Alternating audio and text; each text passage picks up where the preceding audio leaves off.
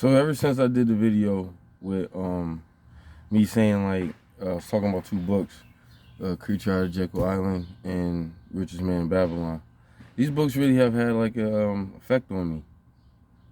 So these past like unanswered weeks of me not like saying anything or doing any videos or nothing is basically because that's what I've been working on. That's how I cut my hair. Not even like it's a big thing though. Like I've been growing my hair out for years or nothing like that, but cut my hair, everything like that. I gotta shave and whatnot. Really, I'm gonna just get another haircut. I really don't feel like shaving. That's right. That's why I look like this. But yeah, there's just been little things that held me up, man. Freaking like family stresses and stuff like that. I was letting some things get to me, and freaking, as you can see, my back window,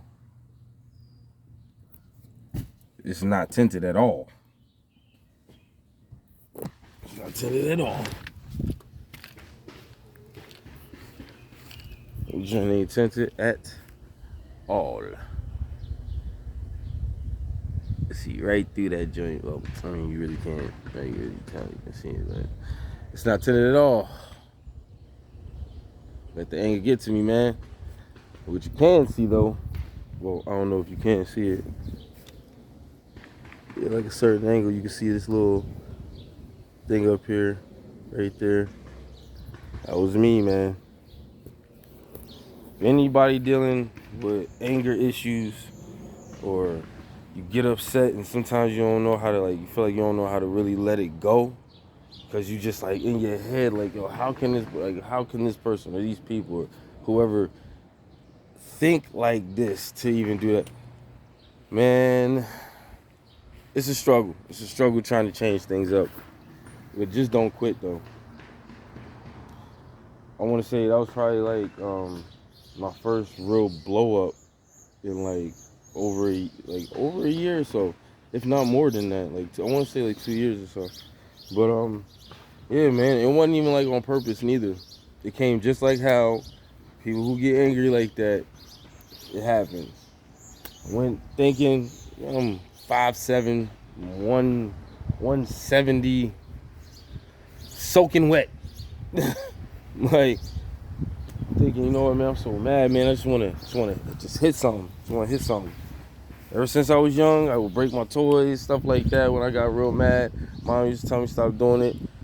Didn't really stop. You know what I mean? Grew up to breaking controllers and shit like that. So it was to a point that just grew with me.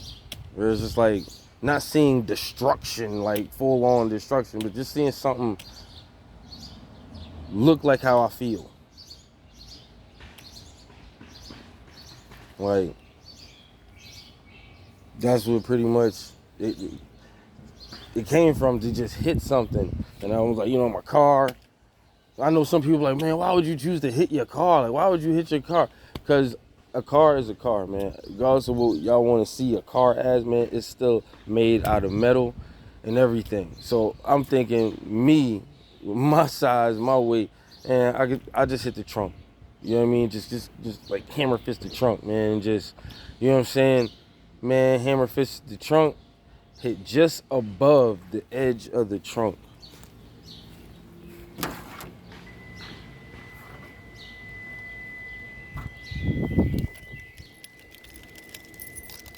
Is that my shit?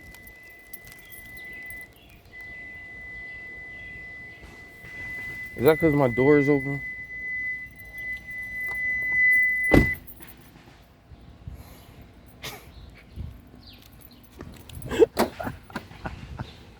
Yeah.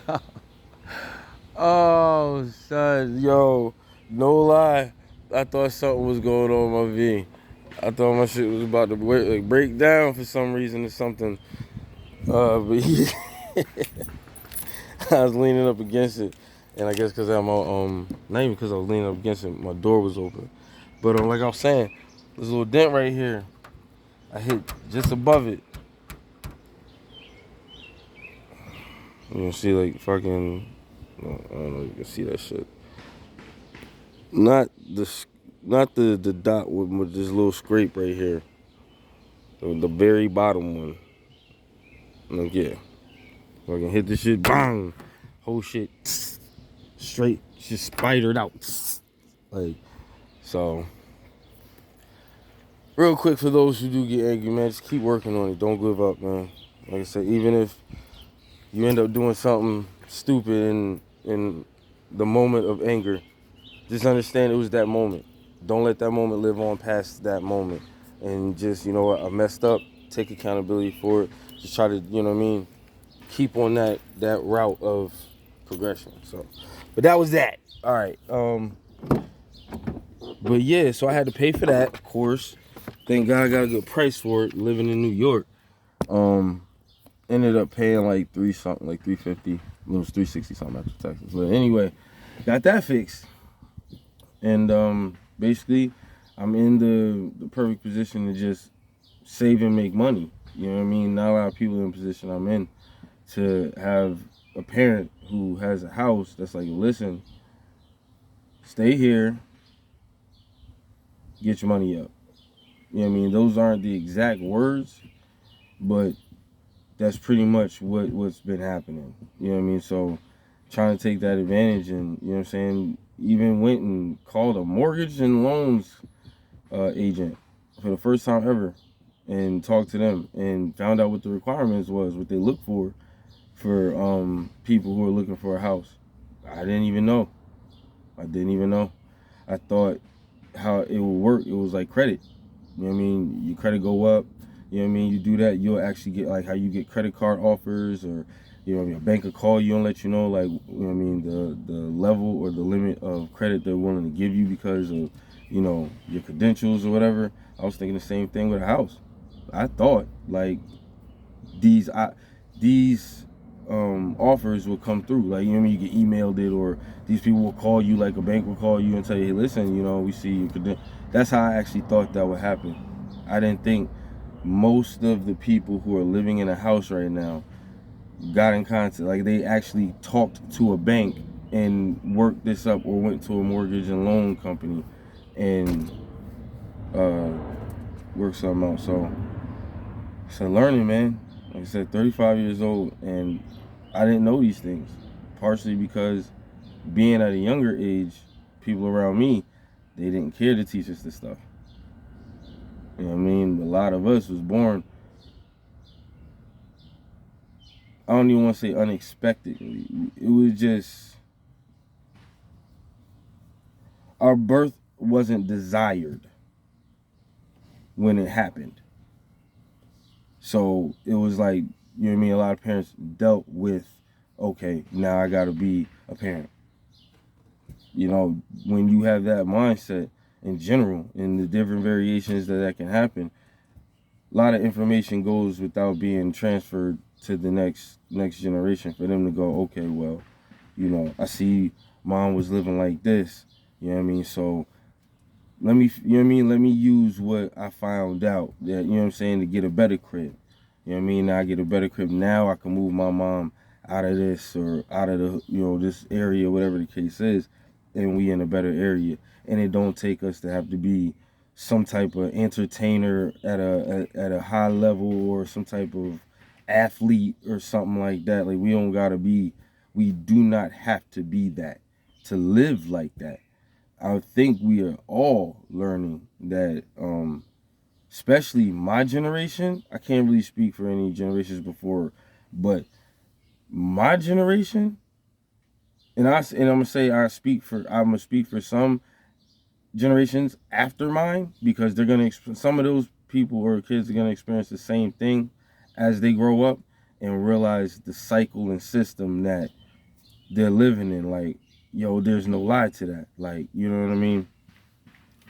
And just growing up, and I remember a lot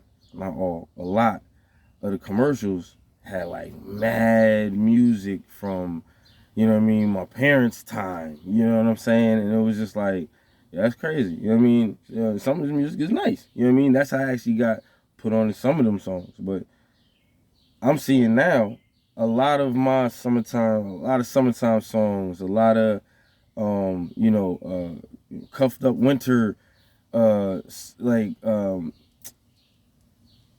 nostalgia is coming back from hearing some songs. But I'm hearing these songs on commercials, just like my parents heard those songs on commercials when they were, parents and adults. They were out of that mindset that could be easily manipulated.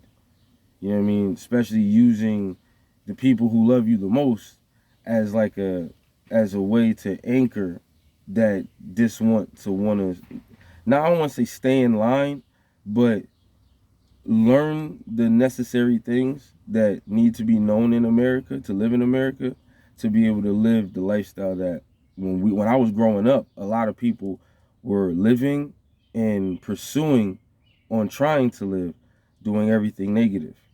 Stealing, scamming, you know what I'm saying? Like, that's all handed in with lying, cheating. It was just, you know what I'm saying? And I just couldn't understand why in the environment that I'm in, and I honestly just stopped real quick and just like kind of really, really, really do like look around, like get up, you know what I mean, roll up, get up, go outside, spark up. I'm smoking, I'm just sitting there and just look around. I'm just like, why are things like this? Like, why aren't people around me, including myself, living better? What are we doing wrong? I had to take it away from a victim's mindset, like, oh, what are we doing wrong? And it was like, what am I not doing? What am I not thinking about? You know what I'm saying? When you compare a lot of things that we see now, like where I live in New York. You know what I mean? New York State, not New York City. I couldn't move. New York State, you know what I mean? Like, they would consider where I live upstate. Where I live is a whole lot more, way more upstate than what they call us. But I've seen businesses that, I don't want to say predominantly were black, but like, you know what I mean? Like, at least like 40, almost 50% black. You know what I'm saying? And you had your urban Spanish. You know what I'm saying? Like your like black Spanish. You know what I'm saying? Your Puerto Ricans, your Mexicans, they all got that like hip hop urban, like, you know what I mean, type thing with them. I'm seeing them a lot. And that was when I was young. To watch the transition, I've seen all of our McDonald's, I think all of them. The only thing that is still like a lot more black workers than anything is our KFC. Our Popeyes is not black workers no more like that, because I'm learning, man. Black people in America, I don't understand the entitlement. I get, you want to work off the narrative of slavery. That's how we got here over here in the first place. But there's a lot of components that were spinning in that slavery situation that got a lot of descendants of those slaves here now. And the fact that happened then is no excuse for right now. I mean, even for the past, like, I have to say it, you know what I mean, the past, like, 30, 40 years, man. Like, and maybe I'm stretching it by saying that. I definitely want to say the last 20 years, you know what I'm saying? Definitely the last 20, 30 years. But, 40, 50 could be going too far back. But, like, my lifetime, it's a lot of us. You know what I mean? Black people being the issue and don't want to take accountability for being that. We know how much we gonna take by being like, damn, all right, we do be wilding, you know what I'm saying? We don't be trying to learn nothing new, you know what I'm saying? Like, we pretty much try to surround our kids, like, around ignorance, you know what I'm saying? Like, dudes who talk, like, you know what I mean? You can just hear it in their voice. There's no education, you know what I mean? Like, even when they use certain words, like sophistication, or, well, I can't even say that's a big word. Like, you know what I mean? Just they'll use certain words, and you be like, what?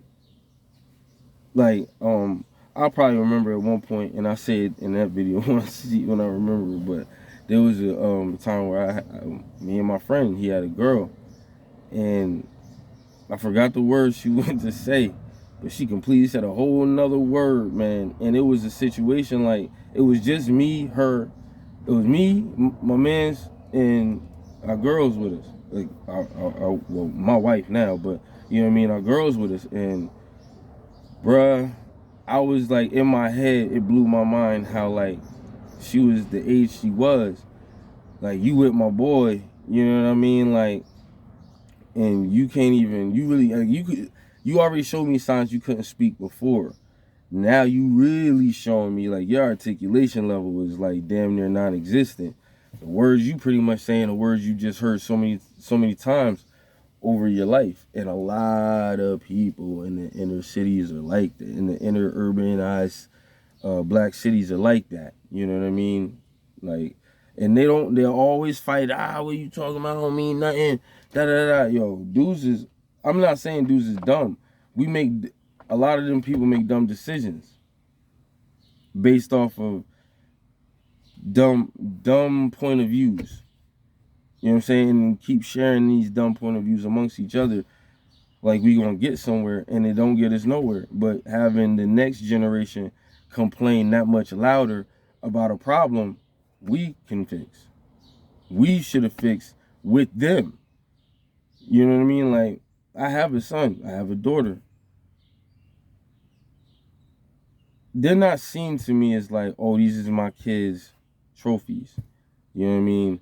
I dress them up all greatly so people can see the perspective of, oh, yo, you know what I'm saying? These kids stay lit. They stay with, you know, the newest Jordans, and you know what I'm saying? Like, he got a fire car, all that. But when I go back to my house, man, like, I don't even have a house. I'm in an apartment.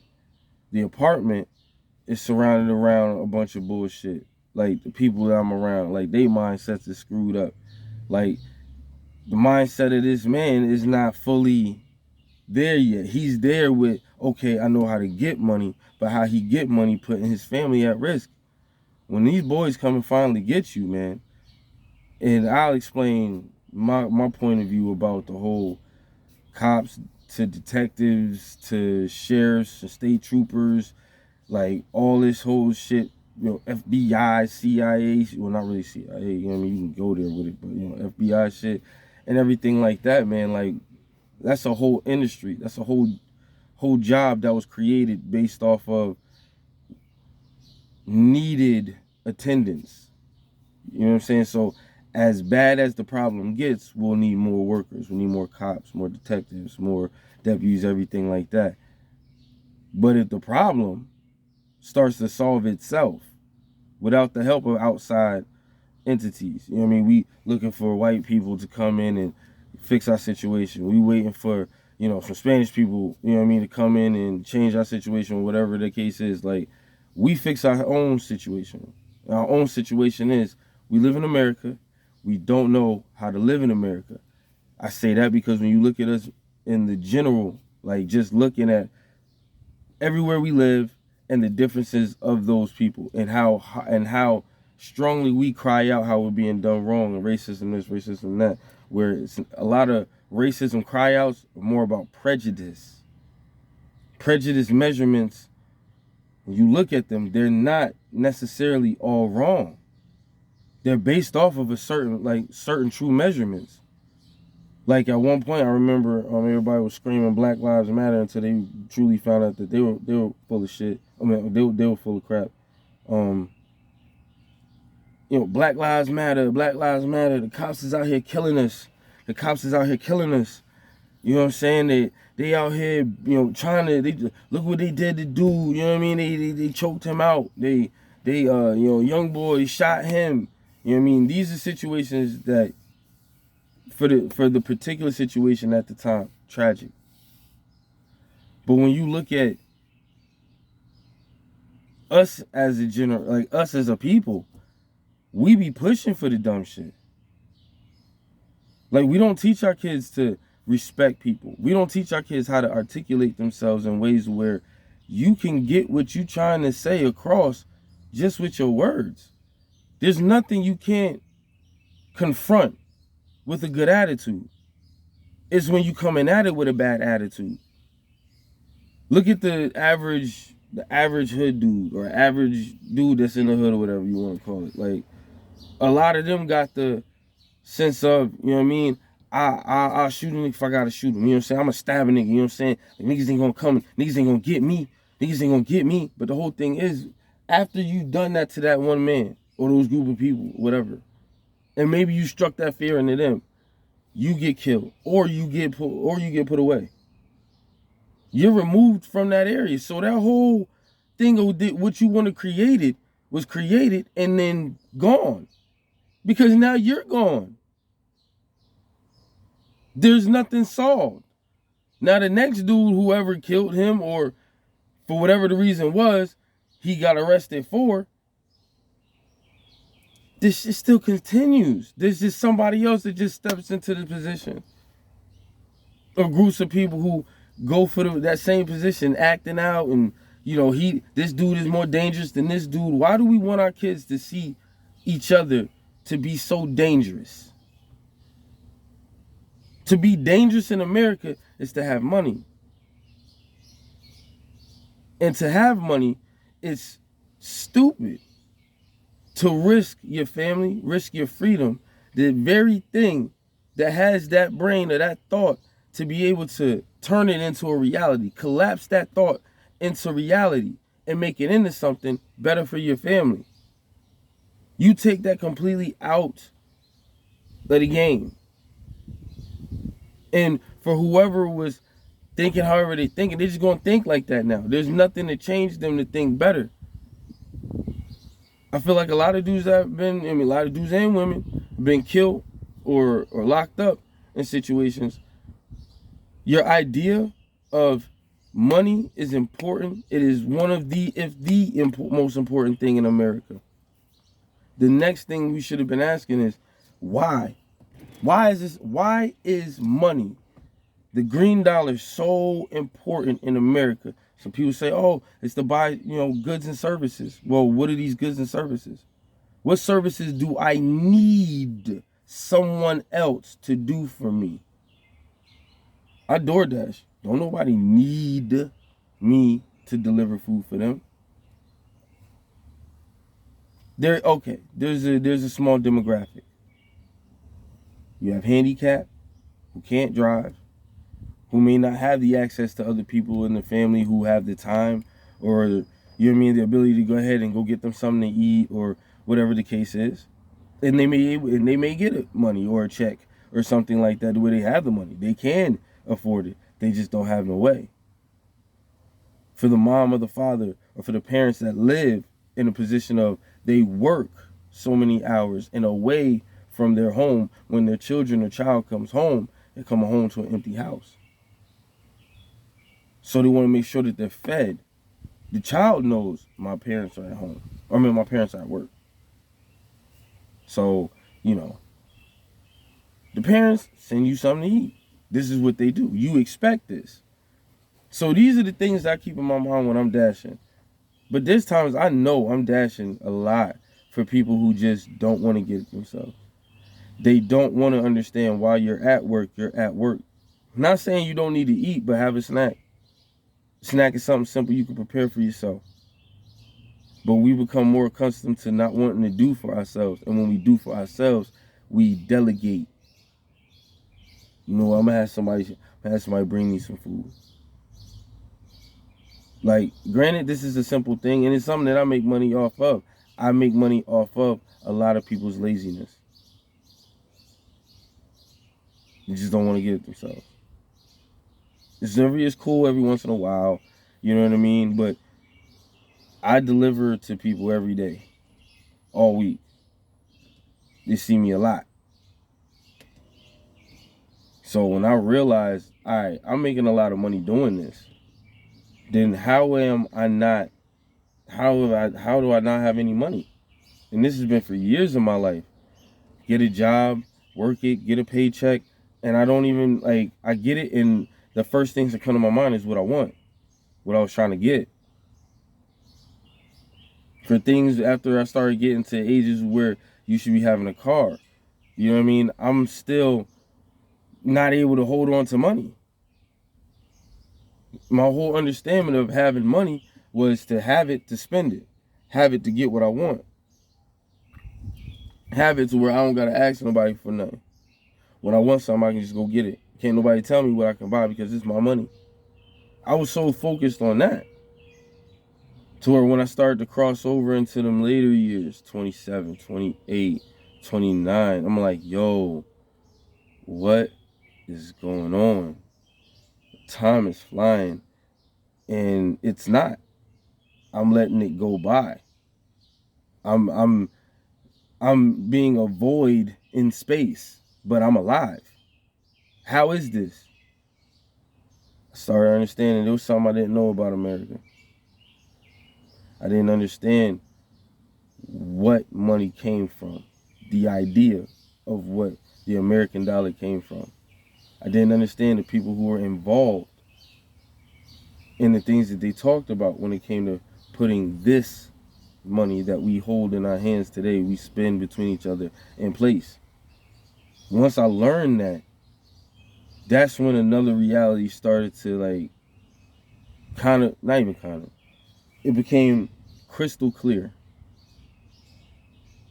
In America, as a civilian, a citizen here, you're like a worker ant in a way. But in this system of ants, your job that goes unbeknownst to you is to, of course, work or somehow earn money. Earn this thing so you can keep what you have, so you don't have to barter, you don't have to trade, and you can get what you want. You do that, you get taxes. Once you pay for something, there's a tax on it. You work, there's taxes on your pay. So it's taken from that too. I really took so many steps back to look at the structure of life. Like almost as if like I was in space and pushed back from the earth and saw like just a year calendar. Didn't matter what year, it was just a year. January 1st, December 31st. And it was just like every single month, maybe excluding maybe one or two, have something in it that delegates the idea to all the masses of America, like all the mass of America, to spend money. And for different reasons, of course, but to spend money. Then in between these times of spending money, these like trends, these trends would just come up off of nothing. Things that were around before me that I had declined. Like, yeah, now I'm not wearing corduroy. You crazy? I ain't wearing no corduroy, nothing. Bugging out. I've seen celebrities wearing corduroy. Corduroy is starting to roll into fashion. What? There's so much, and just stick with me. There's so many women's clothing. It's crazy. I remember working for Walmart in my area. And one of the problem areas that they consistently had was the clothing area. There's so much clothes there, still there from previous deliveries of clothes, and then you got more clothes coming in. It was like a playful dance of shifting clothing from store to store to try to not overload yourself, but then at the same time have what people are buying being there for them to buy it, so you can create more space. And now they're promoting men wearing skirts.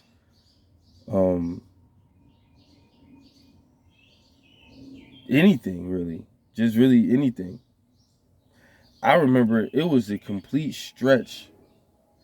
If you did that, or if you was doing this, you sure as heck didn't say nothing to nobody. Somebody had to know about that sneaker line. Dudes used to go into Foot Locker, Foot Actions and shit, and you would go to the female section. Or like not the female section, but like you would take a glimpse over there, and depending on like you could see where the sneaker that you rock as a man, like in males, like those just sneakers, they got different color sets, different editions and shit. Dudes is buying those. It wasn't until I remember I got just older, it was like high school, some girl started ragging on this dude because he just so happened to have the very same exact sneakers she had bought and knew you can't get this sneaker in no boy size. It's that there is none. You got that. This is a girl sneaker. Like, it was crazy. It's just so many things have changed, and I feel like a lot of these changes are part of the distractions. Like they just want to keep throwing in distractions for people to eat them up. As you're eating these distractions up, you're spending money. That money's going into a cycle that just keeps rolling and rolling and rolling. And it's just like, if you're not doing the right things with your money, then that cycle can eat you up. If you are doing the right things with your money, that cycle almost becomes like your friend. That's what I had learned in these two books.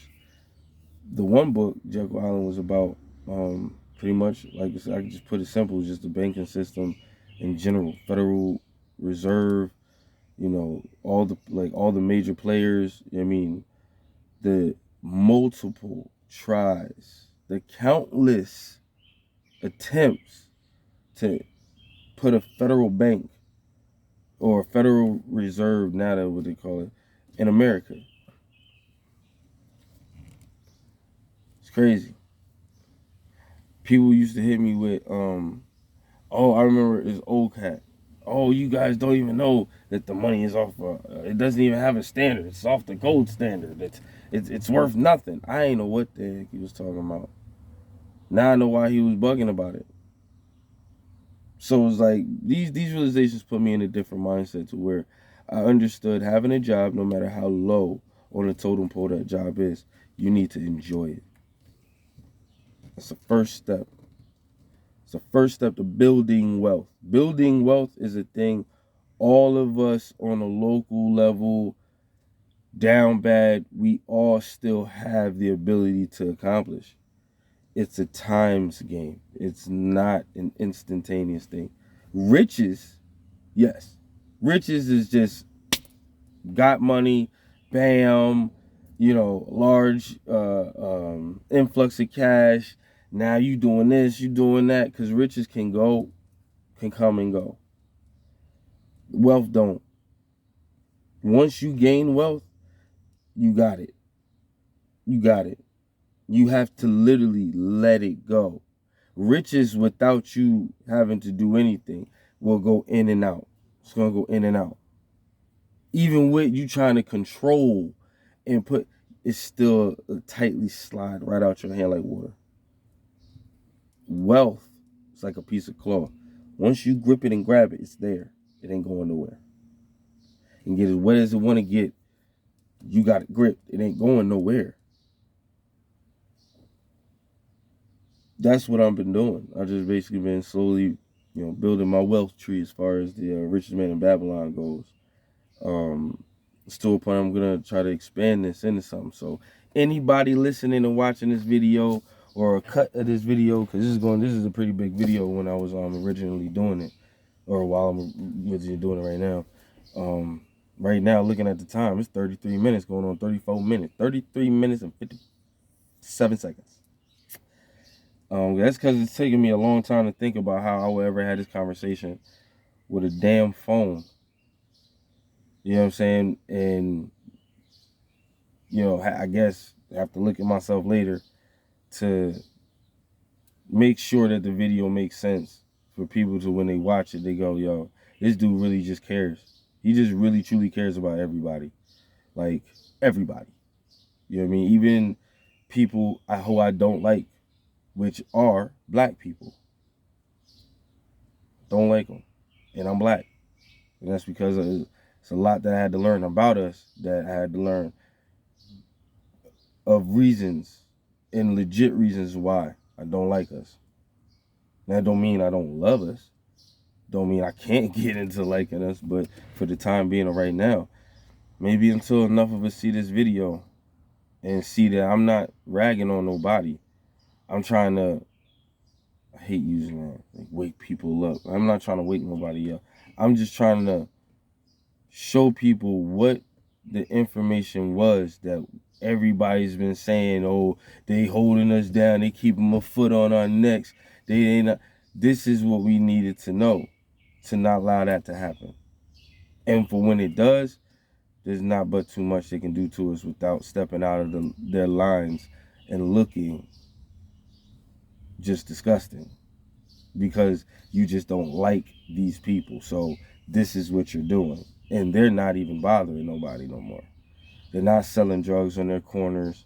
They care about people who don't have kids. The drug dealers who don't have kids and do have kids care about all the kids in their area, all the kids outside of their area. People say, oh, well, listen, man, it ain't my kid. It ain't my business.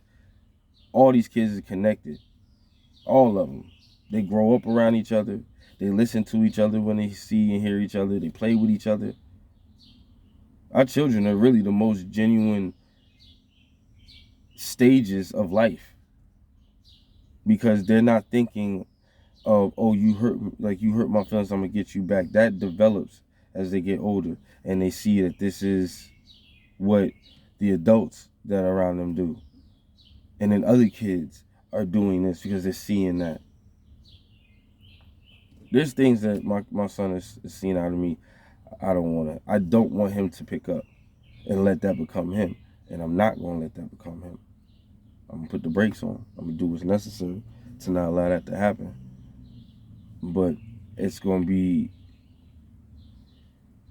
kind of hard if the rest of these parents out here that are black don't see we making the same mistakes our parents made by not caring about us. We are in an age that they never thought was going to hit. Not like this. My father back in the day, when I was a kid, for him to look up information that I have about money, credit, savings, situations that we've past been in, man, you know how many books I would have had to gotten into? The people I would have been able to have to get in my hands on to be able to talk to. Damn. The one book I listened to, it took to do 7 years to get all that information together for him to put the book together. So that's a lot of information on a pinpoint situation that has something to do with everything in America. Every single thing, from the car you drive, from the rubber that's on the tires, from the material that it takes to make the inspection sticker, like the companies involved in all of these spinning circles. Like, yo, banks have everything to do with them, man. I had to realize it, man. I had to realize a lot with this money thing. So I definitely wanted to say all of this to say, like, man, take those books, man. Read Audible them shits before they realize I done did this video and this nigga, and this boy done found what it is we are distracting everybody from. With all of the countless distractions that we've created, this infinite fence that's damn near impossible to get through. And the ones who do get through it, we make it's impossible to turn back and immediately tell people, oh no, this is what you do. This is how you can get over here. No, that's the hard way. That's what right here. You can just come through this right here. They can't even hear him, let alone see him to follow what he's saying. For them to follow, for the rest of them to see, our numbers are diminishing. Why? It seems like some of us are disappearing from this side of struggle, this side of stressed out, frustrated. You know, my life is going to be this. This is what it was meant to be. Like, you know what I'm saying? Like, this is who I am. A lot of us, who we are right now, especially inner city, black people, hood people, y'all are who y'all are. Like, who y'all think y'all are right now and been representing that person, that's not who y'all are. That is the image of your stress and your frustration. due to your financial situation.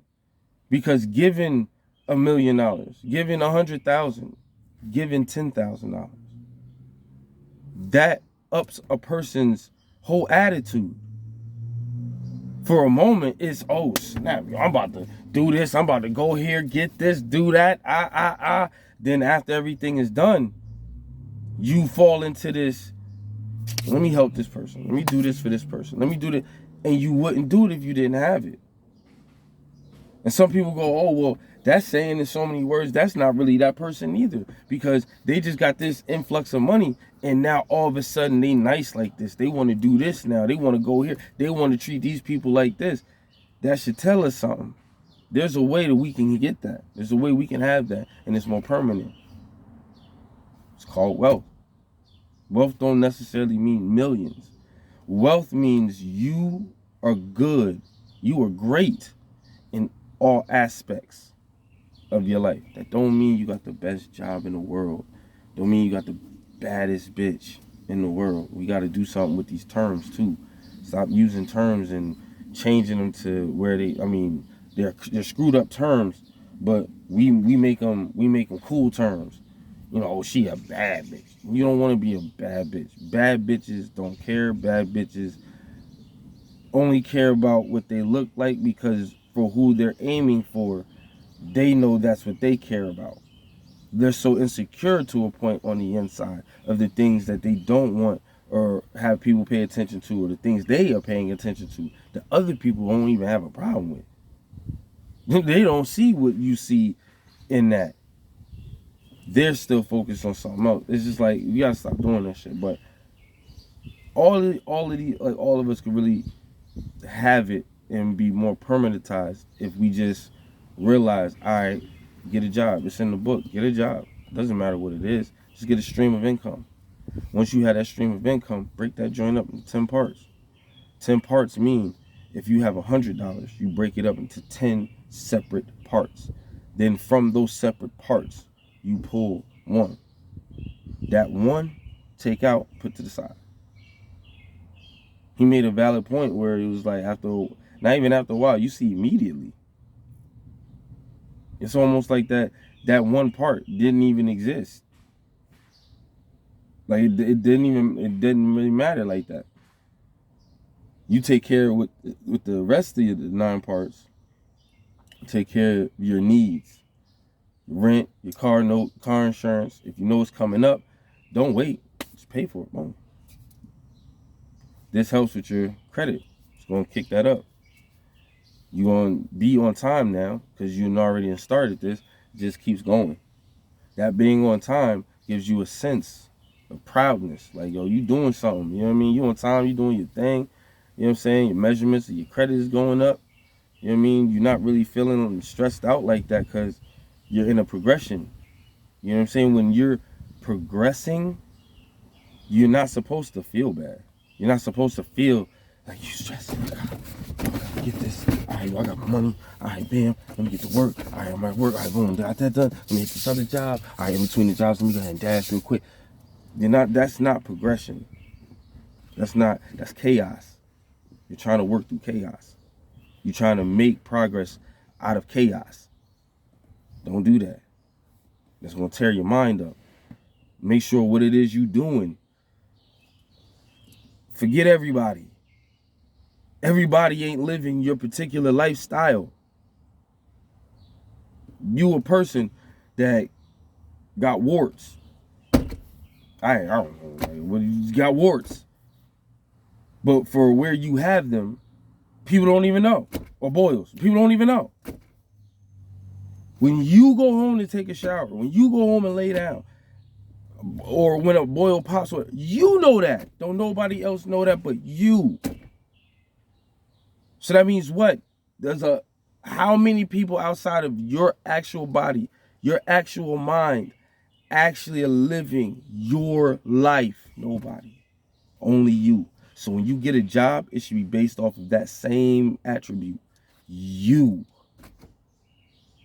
trying to get in, if you want to get into the school district. You don't even know what the fuck you want to be as far as when you get in the school district. You just want to be in the school district. You hear, it's good job in there. You know what I'm saying? Something come up. You know what I mean? This and that. You find a janitor's position or a sub position, whatever. You find out the crime is for it. Then you go and get it. All because your homeboys who's on the block, chilling, niggas be selling bud, niggas getting money. You know what I'm saying? Just bought a V. You know what I mean? Took Shorty out to eat. You know what I'm saying? My mother Shorty, she's bugging, so I'm about to go see her later.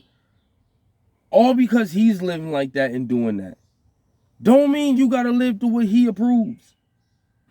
Because my next question is, if you approve of everything he's doing, why aren't you doing everything he's doing? Why don't you follow him? Because then that turns him into your sensei. Don't nobody want no sensei. Shit, a lot of people don't want a sensei for the good reasons, for good information, for good knowledge. They don't want sensei at all. So why would you put yourself up under somebody who is just being dangerous? Irresponsible. I don't care how much money drug dealers, scammers, anybody in that realm is making. Your whole family you putting at risk. Your whole family. And because you think you're invisible. Think nobody sees you. Stop trying to hide. Get out here, be seen. Like, you don't need other people's approval on what you're doing. Because here's the funny thing. Once you get in there, get that job. Take the bullshit that the people hit you with, your jokes, hitting you with this, hitting you with that. You'll start to see that disappears. Once dudes see them, how long you been at that job? I've been there for like a year. A year? Dang, nigga. Been there for a whole year? Yeah. Actually, found a little PE joint, you know what I'm saying? They looking for a gym teacher. So I was doing a little college, you know what I'm saying? Did a couple years, something like that, just on my own.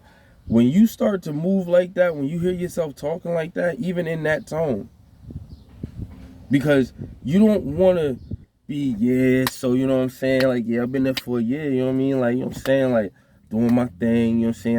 I seen a gym teacher joint, you know what I mean? So I got in it, because it just seems so belligerent. Like you're doing it to do what you're doing right there. It's a status thing, really.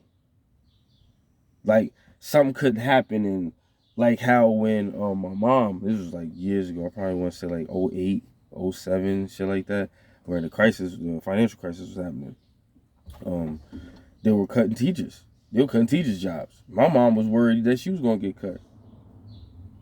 But why? She didn't know she wasn't working on money, right? Her job was good for the check that was coming in every week, because for every week that check came in, she already had it set. Okay, this week's check, I'm going to do this. This week's check, I'm going to do this. It shouldn't be that way. It should be you earn money. Like I said, you save up your little treasure, but at the same time, you take care of all your responsibilities with that 9/10. With that 9/10, if you can't take care of your responsibilities, you can't pay your bills, you can't pay your car note, your insurance, then you need to look into, okay, maybe I need to switch up where I'm living. Maybe I don't need to live here. Maybe I need to look for another house. In the meantime, let me look at what I could do to bring down the amount of money I'm spending on my car insurance.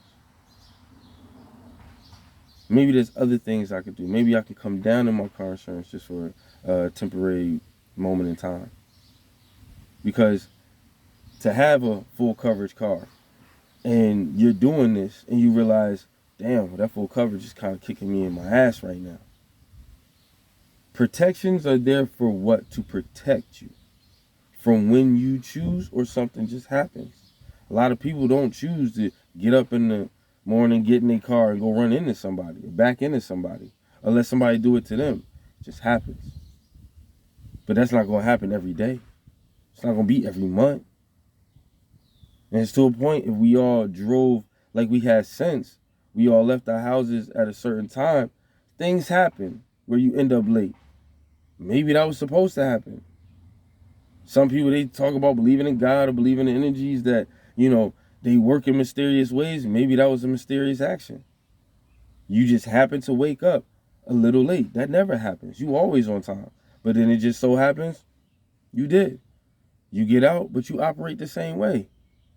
You don't do nothing extra. You find out at the same exact time, at any point throughout your route, something bad happened. It don't even necessarily got to be for somebody, but to a road, a tree fell. It can be anything. We don't let these things play out because we're not living natural to our lives. You see, I'm paying my car note, I'm paying my insurance. I want to save some more money though, man. Looking to buying a car. Looking for a car to actually buy. So now you don't got a car note. You actually got just the car insurance. So now it's a lot more easier. A lot more flexible for you. And say it's still going to take time. So you put that now on the back burner. But you give that its time, necessary time when you have.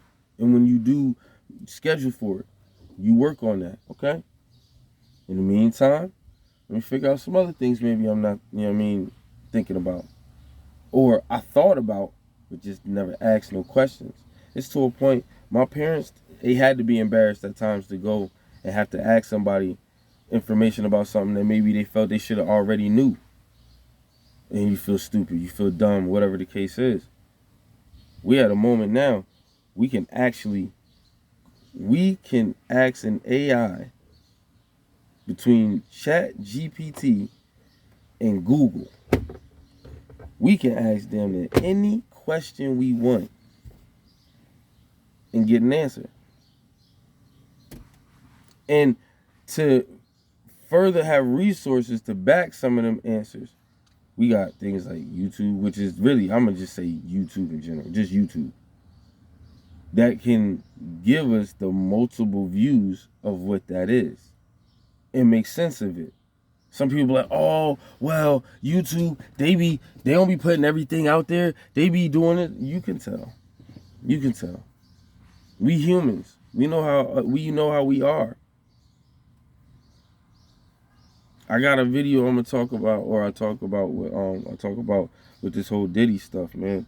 Like, I take it personal because I looked up to him to a point when I was a kid.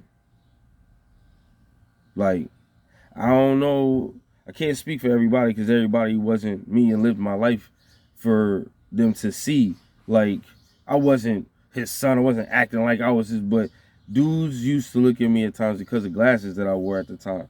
He got the Diddy glasses on because they shaded when we played basketball. It took time for them to take the shade off. This is before they started kicking all of this, like the shades on your glasses. Like, they had just came out. I was in elementary and I'm 35. You know what I'm saying? Right now. So if you track my age back to a probable age where you're in elementary, 6th grade, you're going into junior high. So we talking 6th grade. I got them joints. Teachers telling me to take my sunglasses off when I come in. Like, so I had those at that time. My mom did spend a pretty penny for those, but we had insurance. So the shit didn't come out of her pocket. So I got something fire. And my friends realized it, and because it was supposed to be that level of like, oh snap, yo, that's fire, I'm supposed to be this like person. I wasn't a tough guy. I was more of a pretty boy. You know what I mean? And now to think about it, because I remember they had the bad boys. You know what I'm saying? Bad boys for life stuff. You know what I mean? I was deep into it. I was deep into that bad boy family thing or whatever. You know what I'm saying? A lot of people was. So to know that at an early time, at an early point in my fucking life, where I should have been looking at my father and seeing the things he was doing and becoming curious about these things and being like, Mom, why does Dad do this? Or why does that? I am all up the ass of the entertainment industry. And I am for the Nellies, the T.I.s, the P. Diddy's, the Jay-Z's, the Jadakisses, the Busta Rhymes. Like, all of these niggas and more. But amongst all of them, I did fit more with the bad boy family atrophy. You know what I mean? You ain't all in it, or to a point, man, we ain't gangsters, we ain't thugs, but you know what I mean, you with me, you know what I'm saying? There's people who are close to me that you know what I'm saying, check you. You know what I mean? Like, I'm not that type of dude. And if you are that type of dude, and you a bad boy for life type cat, we already know. You know what I'm saying? Dudes know not to, because who you hang with. And that's just taking it to a deeper like thing, you know what I mean? Because that was the time, you know what I mean? That's like now people fucking with the OVO and Drake and, you know what I mean, your Kendrick Lamars and your J. Cole's, you know what I'm saying? They don't got a bad boy for life thing like Diddy did, you know what I'm saying? And he was running off, but there's still big names. There's still big people that they question, like questions me now, like, damn, what are y'all doing right now that later on is going to come out and it's going to destroy your person? Because this nigga Diddy, man. This nigga Sean Combs. I'm not calling this nigga by no nickname no more. This nigga Sean Combs. I don't give nobody any way out of shit when you old enough. Way more time than passed where you can't say, oh, I never knew this was bad. I didn't know I'm not supposed to do that. I didn't know that was wrong. As old as that man is, as much money you got, as much influence as you got, behind closed doors, nigga, you feel like you just Big Willie. I could fuck this girl up. In the whatever cases you did it or didn't. Fuck this girl up. Put my hands on her. And this ain't never gonna be known. I'm a black man in America. It took me to do some slick slash shit to some of my own people to get this high on this fucking ladder. It's them things that made that nigga think, I ain't shit. Who gonna say something? And even now, he don't give a fuck. He don't care. He don't care that we found out. Why? Because there's a game plan. There's a playbook. He done did this. Now, one of two things you do. You disappear. Come back later. You apologize. Why? Because your absence you've been at rehab. You've been going through therapy. Shed a couple tears. Or you come out immediately with an apology. That you're not that person anymore. That this person that is doing this is trying to take a person who you used to be and throw it into the masses for you guys to see and try to, make me, and I'm not that person. This nigga fucked that all up. He was better off just saying nothing. Let it be what it is. You got caught, nigga, it's over. You are too big.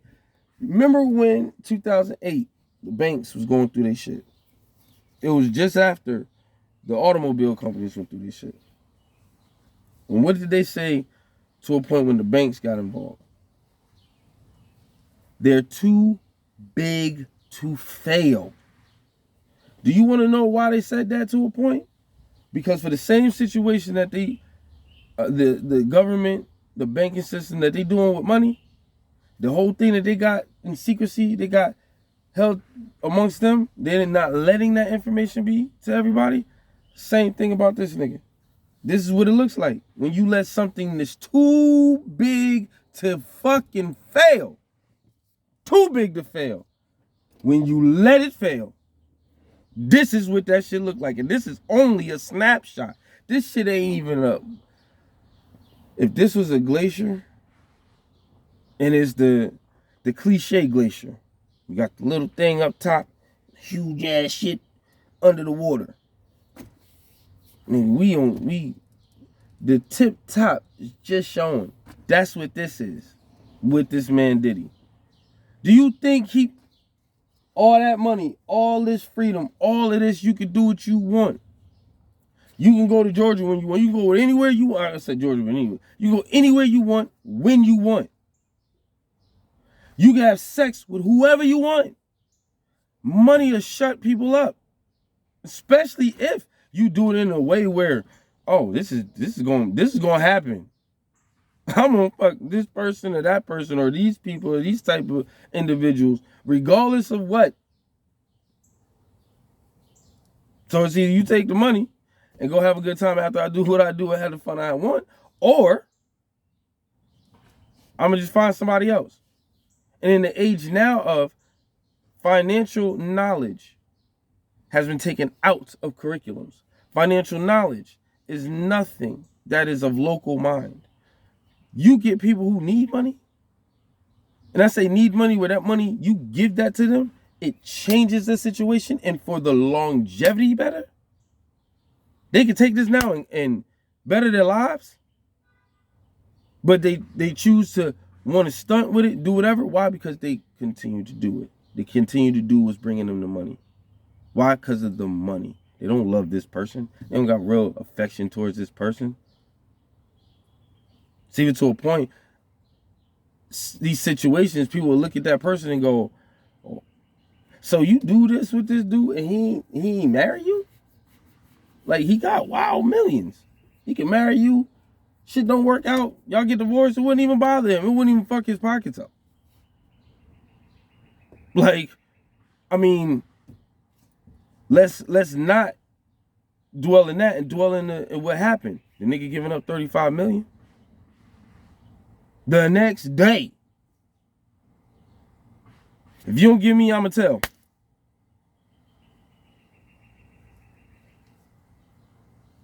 So why not marry her, be with her, and that, because that's not what you wanted when you set eyes on her.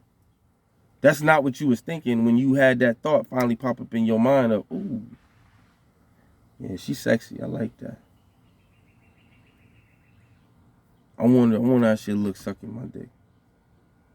I wonder how she'll look doing this and doing that. Like, bruh. Then the shit just spirals out of control. Because, I'm sorry, a lot of us, I'm not even going to say a lot of us. Let's talk about a demographic that's true. Let's talk about men. I can say women too. But let's talk about the class that is the class that we all know and it stands out doing this shit. They got a pride in doing it. Old niggas, old dudes. They don't got the young attraction no more, so they not getting that. Women they age ain't dealing with the bullshit that they full of. But what do they do have that younger people want, younger girls want, younger people want? Because nowadays, I can't even just say girls. Niggas is doing it too. I did it. They want money, security. A place to be able to say, I ain't got to do nothing really. That's what they want. No, Robin is right here just next to me. It's like, this is what they want.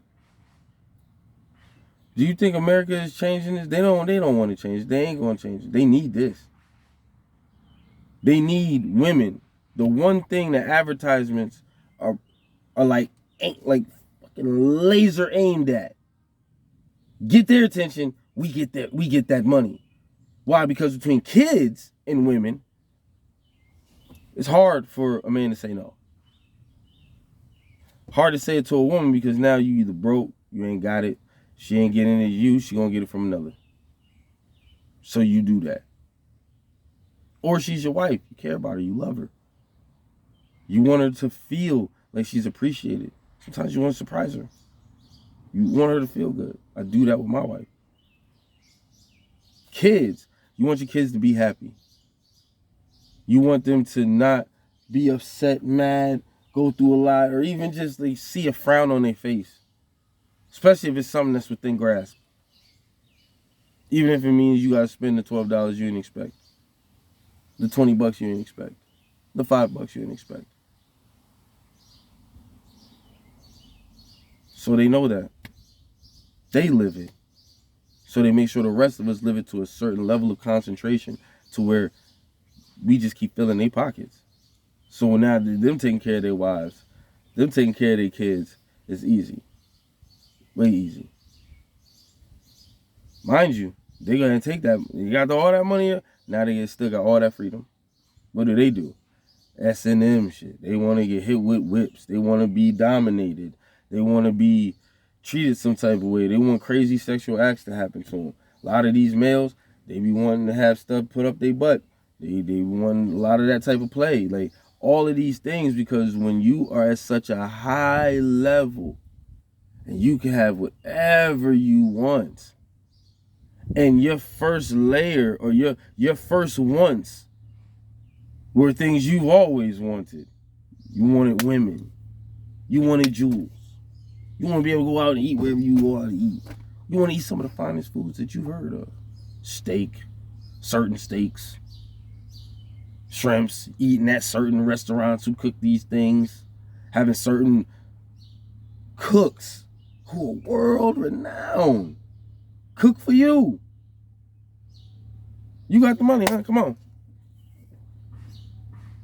You eating in some places people don't even know exist. And they're beautiful. The food is amazing. Fuck around, make you cry. Bring you to a level of experience in your mind. A memory of something, the aroma of something. Just break you down. You'd be like, this is what food could do to a person? I did not know this. I ain't never cried over a goddamn burger. I ain't never woo-hoo over no goddamn hot dog. Like, you know what I'm saying? Or even a steak from anywhere else. But it comes to the environment that they're put in and all of this that really kicks all of that up. When you got the money, you're experiencing all of that. Once you've experienced all of that for a year, 3 years, 10 years, you want to start experiencing some next wild level shit. Why? You've been doing all this other shit and don't nobody really know. So if you was to do something else that was wild and crazy, it would just have to be in a setting amongst people that you know do it. That's it. That's all you got to do. If you can fly, you can go from America to Tibet, eat at the most expensive restaurant. You go to Abu Dhabi, Dubai, eat at the most expensive restaurants. Stay in the most expensive hotel. Have the most expensive suites. Presidential. You telling me you ain't got to buy an island? You think Epstein's the only dude that owned an island? In my life, he's the second major thing that I've heard surrounding an island. In the book Jekyll Island, that island that they went to is just off the coast of Georgia. And there's a few of them, it seemed like. It was a good group of islands off the coast of Georgia. I didn't even know that. I didn't know that. I know Puerto Rico or islands. I know Hawaii is a link of islands. I didn't know Georgia, part of the state, had islands. Right, like, I didn't know that. Didn't know at that time. We talking 19, I think it was either 1880 something or 1930, 40 something. Sorry, no, 1910. I think it was around 1910. Nelson Aldrich and a handful of other financiers that it names in the book bought this island. They all put in to buy this island. And there were other islands. Do you think the other islands just stayed unoccupied? It's to a point now, I seen a woman go to my wife's job. She was picking up her child.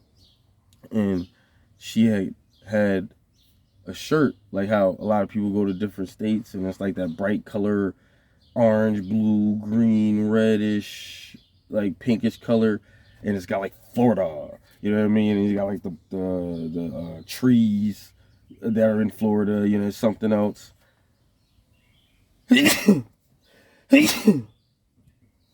She had a visiting shirt, something that looked like that, but it said Jekyll Island. And I knew it was the same Jekyll Island because of how it was spelled. I'm like, what? I said, so you know about that island? She said, oh my God, it's great. It's a great place. I love it. We go there. We've been there twice on vacation. It's really nice. It's a nice place to go. What the fuck? Whoa, what? That's public people can go to that island? That made me question, at the time that they had this Jekyll Island meeting, was that island still open to the public? Didn't seem to be. But after all this time, and what that island would mean to the industry of what created this money system that we're in, that's an important place.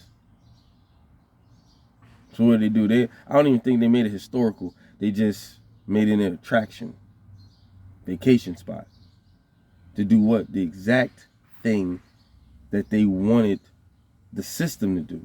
Just bring in money. Bring in money. For us to make it more elastic. Y'all know more about it when y'all listen to the book. But I know this is a lot. This I don't even know how I'm gonna cut this up. Me and my wife is gonna have to really go through some stuff to cut this up to where this is either proper clips or, you know, manageable to watch videos, so y'all don't get too bogged down and be like, oh my God, man, this is a lot. And then I digress a lot too. You know, I can go from place to place. It was a bit of a struggle doing this, because as I'm sitting here and I'm going, I don't have my wife here to help me. Like, hey, you're digressing from that last point, you know what I mean? To bring me back so I can kill that last point, bam, and then on to where I was going through that digression, on to the next point, and just keep doing that. I had to do that myself. And I think I did okay, but I still digressed a hell of a lot. But I just wanted, that's just my explanation. This is my explanation for not being on as heavy as I was when I wasn't working, or I didn't have a car to perform my little gig work and whatnot that I do full time. And I've seen some people with some videos, even when I was doing that, well before I started doing stuff, I've seen people with videos giving people tips on doing DoorDash. And honestly, it's stupid stuff. It's like, I mean, I even seen a handful of videos of people saying, like information on helping people with the platform, or not the platform, but with DoorDash and stuff like that, tips and tricks. And hey, if you want to stay up on, you know, like your measurements, your metrics, if you want to see exactly where you stand, what you do is you go into the app, you hit your hamburger, you come to, and you be like, bruh, that's some simple shit. Like, you find that out by yourself on your own. So there's a lot of clickbait out here. I'm not for the clickbait at all. If I'm saying something to you is real, I ain't for the clickbait. All right. If I'm doing a video, the information is in there. I'm talking about it and I'm saying it. Like, I'm giving it to you. Like, you know what I mean? Like, it may take a little bit to come out, so I give at least some type of proper explanation for what I'm saying and why I got that information, why I even went looking for it, and then now that I have it, why I'm giving it, why I want to just hear y'all, because there's too many of us struggling, and the system's not built to help. It's not. It's built to It's built to apply multipliers to our lives. So if you have a bad life, things are going wrong, it's tough, it's stressful, how the system's set, it's going to add multipliers to that. If you're doing good, doing okay, it's going to add multipliers to that. If we're going back and forth between good and make a decision, it could have been bad, like we shouldn't have did it, we could have did this, man, we should have just made the better decision and did this instead. When we make decisions like that, we screw that up, and now the system brings you right back down to where you're just pendulating really low. back and forth.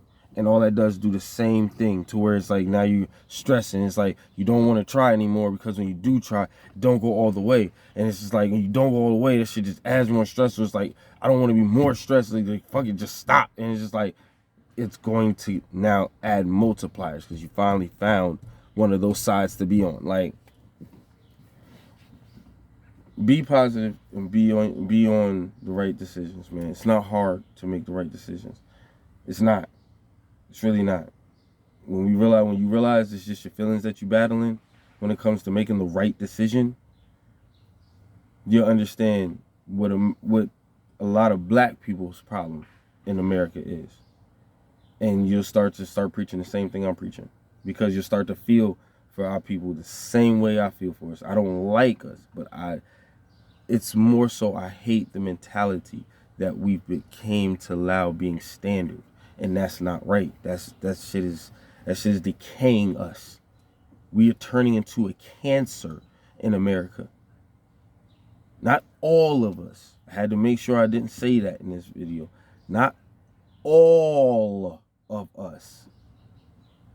But 90% of us, the majority and the largest of the number are. And I don't like it. I just don't like feeling like I'm alive in this time period and I'm just not doing nothing about it. I'm just letting people who look like me do stuff, and it's like don't say nothing. Some people, oh well, so what? That's not your job. Who said?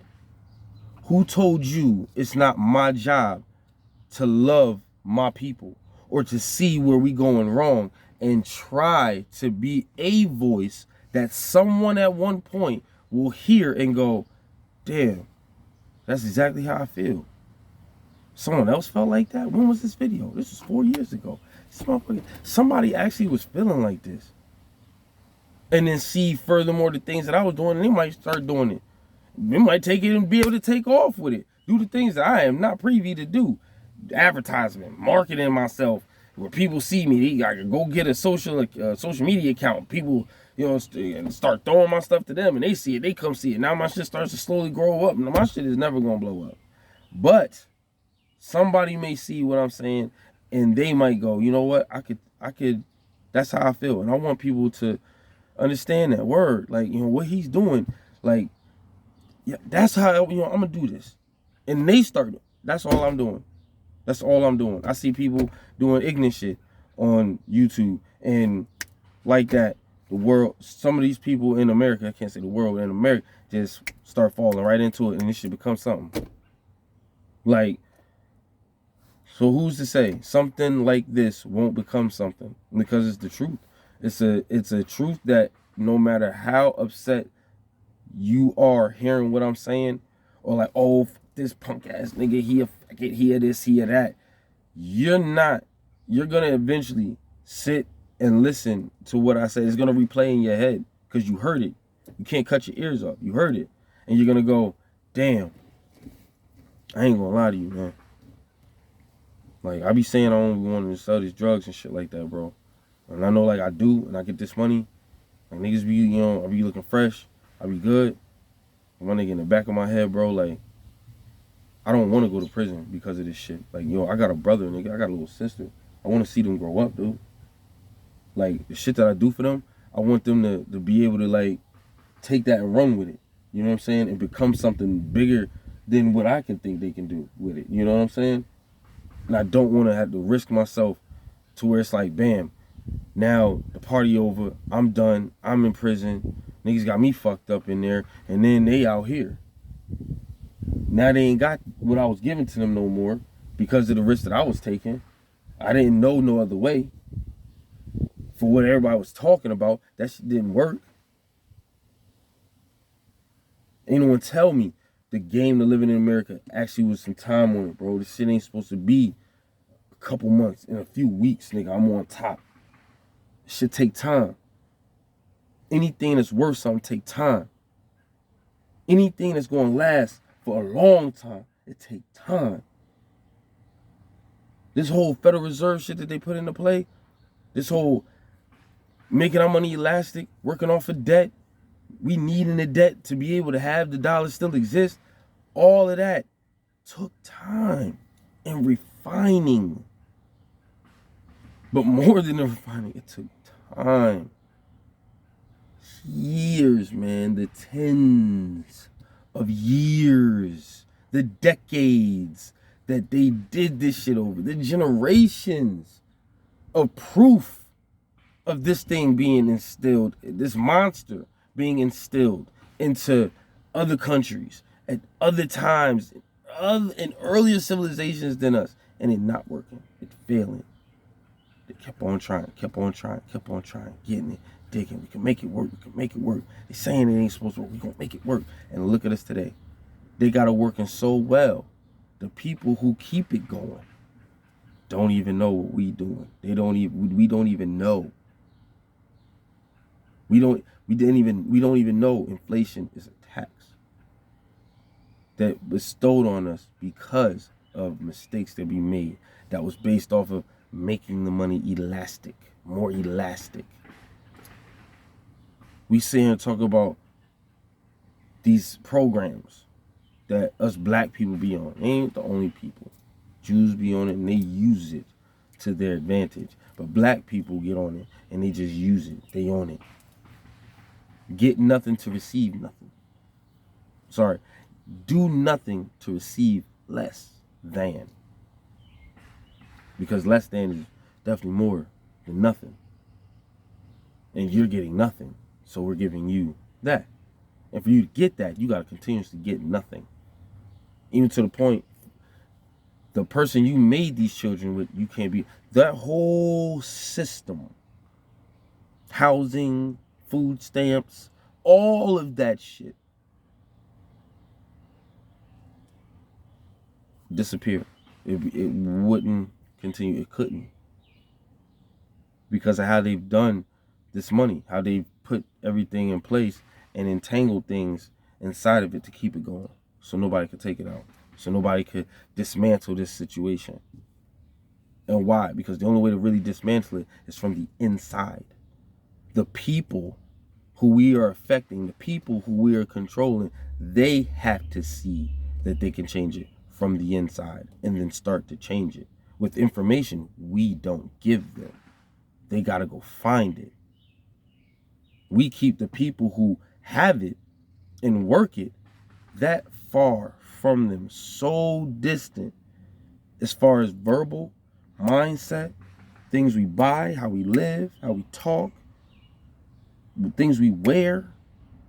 We put so much distance in between them two, and then add in other ethnicity groups and make sure that we keep a certain distance in between everybody. Everybody will start to focus more on that and not what they're all living under, no matter what the color, no matter what the feeling of the next person, no matter what the beef is with someone. Your beef should be with me, the government, the top financiers, Bank of America, JP Morgan, Chase. There's more. One of the biggest ones. Investment. They had one of their boys through 2008 not only get in to the cabinet of the president, by the president picking him to be his pretty much chief of financing to make all these decisions, because I don't even got that title right. This dude got rid of some of their competition throughout the crisis. Some of his focus was not figuring out, which he didn't have to, why all of these people are losing their savings, why people are losing their money, why are people going through this, why do we have stockbrokers jumping out of windows, killing themselves, leaving their families destitute, with not really a full understanding of why they killed themselves. People keep forgetting.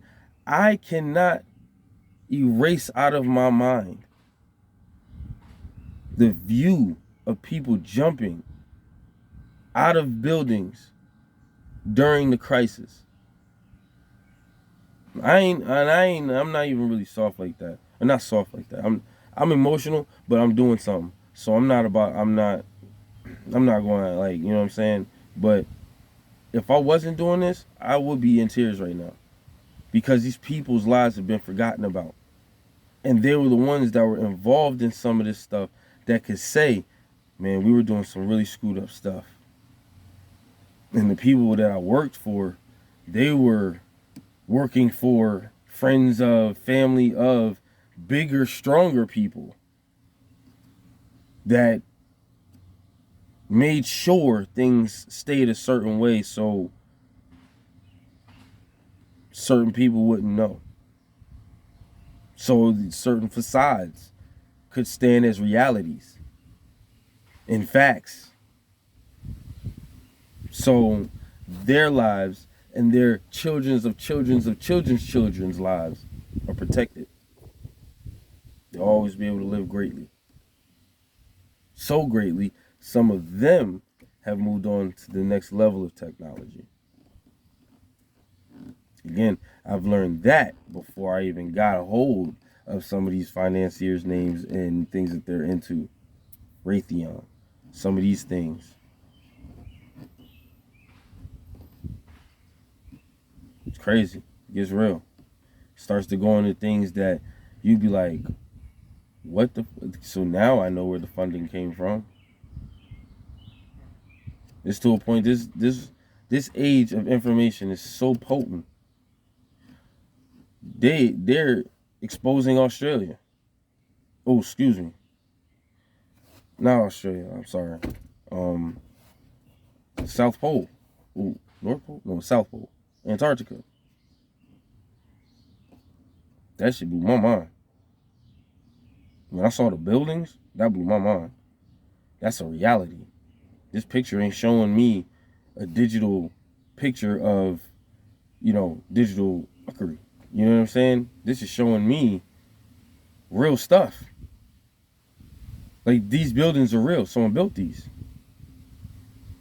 Shout out to Sean Ryan. Check out his channel. Go through his selection of videos. I ain't gonna tell you what video. I'm sure I'm gonna be in major trouble eventually somewhere down the line for this, but Sean Ryan show. It was a dude that actually was a firefighter on the continent. So you telling me for a building that doesn't exist, you have a firefighter for it? And just one? No, you had others. There's a reality to the whole situation. We just got to believe what the reality is trying to show us and not take the reality of what people who have a conflict of interest are trying to tell us. That when you look at the things that they into, you see that their name is stretching involved in more than just the business we knew them to be involved in. Unilever. Slavery roots.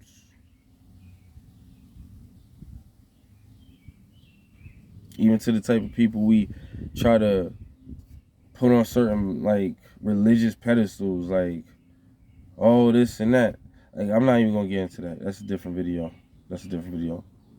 But that's why I did this video, man.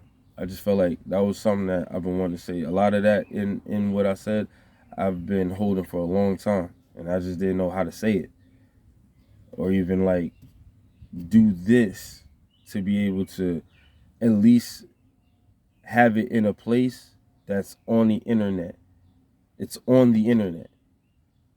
They'll be able to delete it, but they'll never be able to get rid of it. When I mean get rid of it, I had to learn shit like dark web. No matter what we do on the internet in America, it's always going to be, it is a record. There's something of it. It's in the dark web. You just got to be able, there's a way of finding it.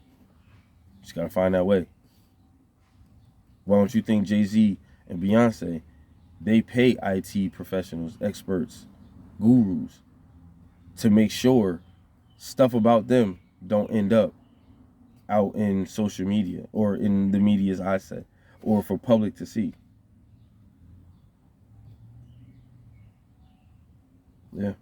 That's why pictures like I seen the other day Kanye West and Kim Kardashian arguing, and they were making a joke that Kanye West was wearing a seatbelt.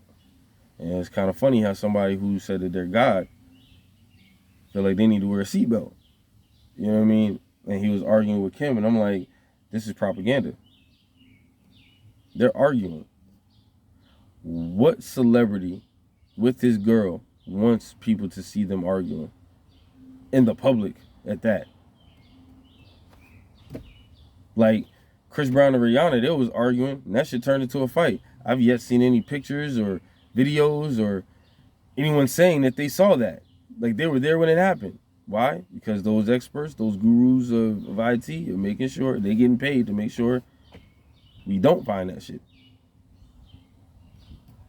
But it ain't there. But yet you got this picture of Kanye. It's propaganda. It's been put out there for that reason. So, I believe I digressed from Diddy. I'm gonna do it separate. I'm gonna just do a separate video about that. But I'm completely disgusted. And Diddy's fall, this fall here, for me, it revealed that of that hierarchy of celebrities. And I can't even say hierarchy of celebrities. It's just that level of celebrity that no one really wants to be. We see the riches, we see the acknowledgement they get, but you don't want to be there. Denzel Washington was telling niggas, you go to these parties, yeah, go ahead, go to these parties. But don't stay late. Leave early. How he told the one dude, that's where I got the information from. Yeah, you go on YouTube and type in, Denzel Washington warning other actors, and I'm sure that shit'll pop up. He said there, it was a dude, one of these cats, I grew up watching him on TV. He sat there and said, Denzel told him, yeah, you go to the parties. Just make sure you leave a half hour before the devil show up. It was how he spoke about it in that moment is how I always see the devil. Just like how I can walk in and out of my house, so can he. And how he do it, he can do it from multiple people's multiple angles. He can be a bug, mouse. He can be a breeze if you want to. Like, so for homeboy to have listened, I heard him in one thing, and I think that was he was the boy that did the Mama's House 2 with Martin. He said that. He was like, and even after that fucked him up. That messed him up. That movie messed him up. Like, it was almost like work slowed down for him, I guess that's what he was saying. But there's always something wrong. And that's the proof. Especially with this whole Diddy shit. I don't give a damn who gets exposed from now on. This exposure for me, that was it. Every last one of these celebrities to a point, to exclude, say, maybe 20%, and I think that's a large number that I'm giving. They all screwed up. They all doing effed up shit. And now at this point, I'm probably starting to think, all right, maybe I need to stop or back out of this, because it's only a matter of time before other people get hit, nigga. Nobody's safe, man. I don't even know. I mean, honestly, you're never safe doing fuckery. You're just never safe doing any type of fuckery. But I gotta use the bathroom. I'm getting tired. Finally feel like I accomplished something by doing this. So, come up with the next video. You gotta see the Eagles helmet. It's coming along really, really well. Got some things coming in the mail. I'm trying to wait on those before I show it to you, but I don't think I'm gonna be able to wait.